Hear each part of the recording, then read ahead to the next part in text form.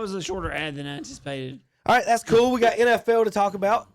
First thing I want to talk about is is the NFL rigged? Here we go, Terry. What is this lineman doing right here? I think I saw this clip.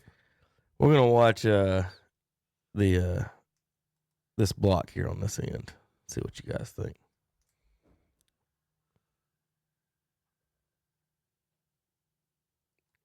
Now, what did the defensive end do falling down there? Did he have the sack? He just fell down? Like, he had a clear path to the quarterback? What happened? He starts moonwalking about right here. Yeah, like he gave up. He backed into the block. Yeah, he went back into the lineman, into the offensive lineman. So this is weird. Well, why would you not just get taken out early in the play? Why would you make it obvious? Who knows? I did some of this stuff is just weird watching this. We were talking playoffs a minute ago between the break. This is an interesting note. Of course, my graphic doesn't show it there. Good job there. 2000, the Miami Dolphins is the last time they won a playoff game, guys. 2002 is the Raiders, Jets and Bears 2010, and our Carolina Panthers and the Arizona Cardinals, who play this week, 2015. Pretty amazing that the Patriots haven't won a playoff game since 19. Tom Brady's not there 6 anymore. years. The time flies, don't it? Yeah. I'm just telling you, I can't believe it's the 5-year anniversary coming up of that win in Pittsburgh. This week when the Cowboys played the Giants, the last time Dak Prescott lost to the Giants, Terry. You're going to like these stats. His first year. Barack Obama was the president. Wow. Game of Thrones had 2 seasons left. Patrick Mahomes was at Texas Tech. Astros hadn't won a playoff series in a decade. Cooper Flagg was 9 years old, and Dabo Swinney hadn't won a title yet. Wow. The last time Dak Prescott lost to the New York Giants. The Giants suck.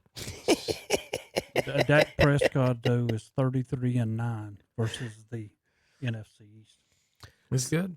So somebody the problems that the WNBA have had lately has leaked over to the NFL, and I'm not going to show the close up of this, but someone commented that Caleb Williams lost his mouthpiece during this game. That's really bad. That's really, really bad. But what Jared Goff. How about go ahead? You got something to say, Tom? Go ahead. I mean, the reason why I wouldn't carry that into the game, I would be scared to death somebody would find that on You're my in security. person. Like, Oh, what you got here, bud? and that's on videotape. You got your Look at this high school teacher trying to sneak this into look at this high school the teacher. UNCC game. Man, it's halftime and he's been gone for about 20 minutes. I wonder what he's doing. It's about as bad as a Facebook post or social media post. It's just like, why would you have that in your possession? How about this stat? Jared Goff in his career has had 5 different play callers. Under the 3 not named Sean McVay in LA and Ben Johnson that was in Detroit. Yeah, they lost both their coordinators. He is now 0-19-1. Under other 3 coordinators, he never won a game. Under those 2 coordinators, he's won all his games. So I don't know what you want. I guess the Lions are going 0-17 this year. I don't think they're going 0-17, but it just goes to show you that once you get into the NFL, coaching's important at every level, but once you start evening out the players, you better know what you're doing in that coaching booth. Correct. He's very much a system quarterback, and he does not have this new system down. He's gonna. I can see him be. He's probably in his early 30s now. I could see him being the Joe Flacco. Yes.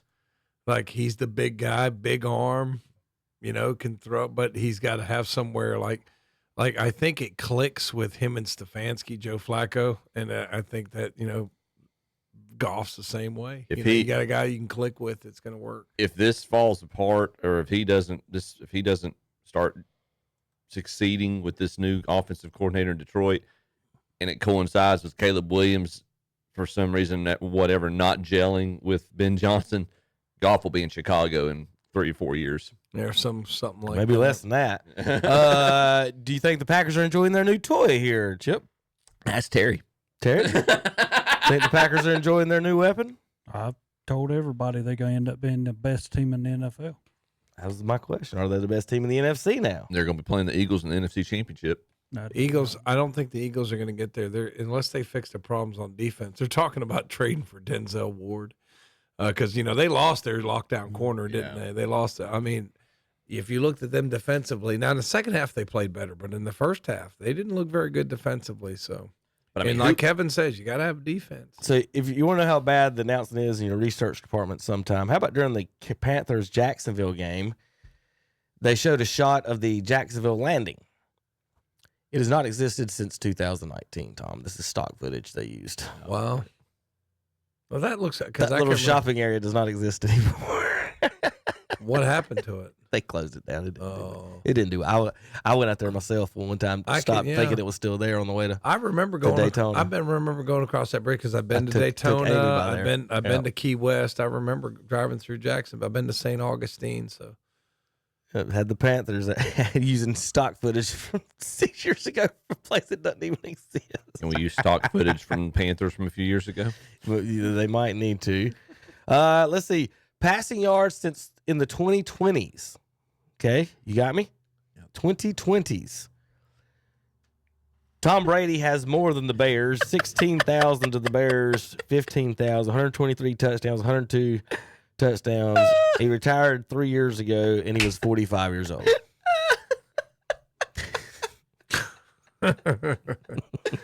That's a great stat. Bears fans, I don't have good news for you. You got to feel sorry for them guys. I mean, ever since the Commanders put that Hail Mary on them, they've not won a game since. When the dude was dancing in the end zone. Yeah, I mean, think about that. Chicago's never had a quarterback. Jay Cutler's been their best one. All right, how about, is this the best celebration of the year? That's pretty neat, there. Yeah, that's good. Let's try it. Fakes the hammy, and then, Terry, what is this called? This looks like something that was invented in West Lincoln. What y'all doing there? Is that what is that, the crab or something, Tom? please throw a penalty flag. That's that reverse of what those youth league kids were doing in Miami. Yeah. Or is that the stuck turtle upside down? Like, what is that? Was that a pick six or something? Yeah, he picked two off. That's the I have poison ivy on my back. I don't even know what that is. I don't. Oh, I do got one more NFL thing. I was saving this one for Terry. Jerry Jones in his mouth this week. He says trading Micah Parsons will open up. Now, remember, he's not a salesman. He don't blow smoke up your fans. You know what? Jerry Jones says will open up $200 million over the next 4 years, Tom, and that certainly could. That's the key word. Could allow the team to be more aggressive in free agency. There's a lot of room in that $200 million. He frequently mentioned that team could add 5 or 6 players as a byproduct of the availability of the cap space opened by the deal. I will give him credit. No. Yeah, I have to. But here's the problem. He steps out here and he gives Bland $90 million over 4 years, but then he gets hurt. See, this is how come Jerry Jones does not want to give a player long term. He just gave Dak $65 million a year, and the very first year that he's back, he misses over half the year. Micah Parsons missed a lot of last year. So when it come back up again, am I going to give this money? The only player who really, and don't get me wrong, CeeDee Lamb did set out the end of last year, but I don't blame him. I would have too. But when you start giving players too much money, Bland, I mean, right off the bat, he's hurt. He's going to be out for weeks. When you don't give your best players too much money, you don't make the playoffs. I mean, well, I'm going to be Jay honest just with made you. me realize something. Well, Go my ahead. whole deal in behind every bit of this is what we do this week. So we go out and we get Clowney. Some people say Clowney's wore out, stopped. There ain't going to be nothing. But when you put him around other good players, that's like getting Clark. People can say all they want to about Clark. Clark stopped the middle. So Dallas did one great thing there. They might have gave up Parsons, but Clark running against them, Clark pinned up that middle. So he took care of what he said. Now you're going to stick Clowney on another side of it. Clowney, I'm not asking you to play like 100%. I'm asking you to give me 90. If you can give me 90, That's then a we're going to stretch. start. Well, What coach asks his You know. player to give 90%? That's the dumbest it's thing not. I've ever heard. I know it's not going to happen, but that's what I'm expecting. Hey Out of guys, clown. give me 75%. Johnny's gonna take us the rest of the way. Wait, let me ask But this. you cannot sit here. I don't care who I can you sit are. here all I want. Well, the other people on every team, even Cleveland, you have players who take plays off. Yeah, but Pickens did it last week on his routes. And he's a wide receiver for Dallas. He never finished his routes. I mean, they showed him over and over and over again. Okay, finish your route. At least do something. So here's again, this is all about Jerry. And this is why. If you look at everything Jerry said, Terry, you're making the point of, and Jerry, you're right. Jerry said it over and over. He keeps paying these guys and they get hurt. Yeah.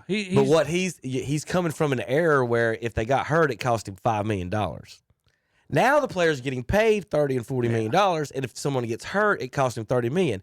And Jerry, the owner, doesn't like that Jerry, the GM, has to do those contracts. If you had a regular GM who didn't give one crap about the money, you'd have a better football team because you wouldn't be trading Micah Parsons thinking you're not going to win the Super Bowl this year. You're not. So another year gone for Dallas. Jerry gives up. He's old. He keeps talking about the future. He's 97 million years old. What future is he talking about? And let's Quit going for the future, Cowboys. He is so selling y'all so much smoke. Yes. Because the only thing he cares about is, God dang it, I paid that guy $35 million and he only played 12 games. And that's the he's- cost of business nowadays. And he's not using that cap space No, for free agents. He's using it for his going to pocket. his pocket. That's He's exactly using, right. Exactly. He is not That's using exactly it for the right. team. He's using it because every move affects his pockets. Yes. And then the fact his son is, 50, 60 years old, he won't relinquish power to him at some point. That says something. He just won't do it like his son doesn't deserve. His son's been working there 30 years. How about you let Steven run the thing? If you don't trust anyone else, let your team. So every decision is Jerry's pocketbook. And it has nothing to do with winning the team. And that right there, it just, Terry, I don't, trading Parsons, he keeps talking future. How many years is Dak Prescott going to be there? He's got 3 more years on his contract. I know that, but Well, I'm saying, 4 years. is that the future plan? We're going to win the Super Bowl in 3 years, or is it 2 years? Which year is he going to try to win the Super Bowl? Because it ain't this year. CD Lamb's got 3. Who's So, your I mean, who's your running backs? our running backs are not good. Can't name running backs. Can't name Yeah, defenders. we got Williams. We got Blue. We got Clowney. guys Tom, that can, he said Clowney will be good when he plays next to somebody good. Didn't he just play next to Myles Garrett and get cut? Like, he's not good. Clowney's done. he wouldn't play for the Panthers. Yeah, he couldn't play for the Panthers. Like, he's done. Javion Clowney's we're also talking about Cleveland, right? Myles Garrett's Come pretty on now. good in the Panthers. I don't even know why we even come in here and mention Cleveland's name. You just did. We did. I mean, yeah, that's what I'm saying. Like he brings it up and then says, "Why do we bring it up?" Well, ask your own Talk to stupid. the hand. Ask your own stupid brain. Talk to the hand. All right, let's do some bad picks. These weren't as bad as the college ones. It was about half the time in this, Terry, and we did more games, so we actually did better. I think. What's your record? What's our records on the NFL pick'ems? Last week. Let's see. Let's get this right. Chip, 11-3. Congratulations.